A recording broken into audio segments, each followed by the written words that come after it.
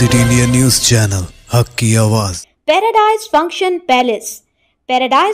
Palace महबूब तेलंगाना के Nagarjuna Sagar dam में बाला इलाकों से आने वाले जबरदस्त सैलाबी पानी के सबब जखीरा आब मुकम्मल भर गया।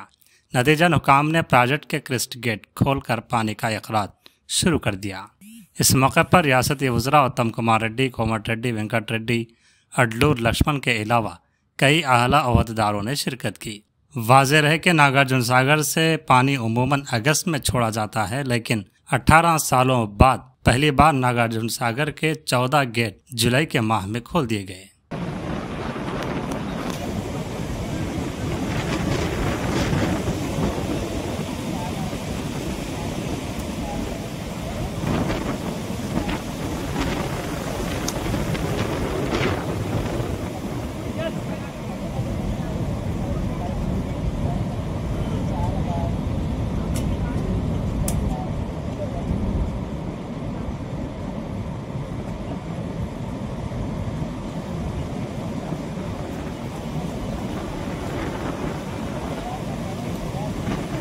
నాగార్జున సాగర్ ఆయకట్టు కింద 6 సార్ల ఎమ్మెల్యేగా ఒకసారి ఎంపీగా నేను గెలవడం, వరుసగా గెలవడం, మరి ఈసారి ఇరిగేషన్ మంత్రిగా మరి నాగార్జున సాగర్ మరి పూర్తిగా 590 అడుగులకి నిండు కుండలా ఉండే ఈ సందర్భంగా ఈ క్రెస్ట్ గేట్స్ మరి ఓపెన్ చేయడం, మరి నాకు ఈ అవకాశం రావడం ఇది నా అదృష్టంగా భావిస్తున్నాను.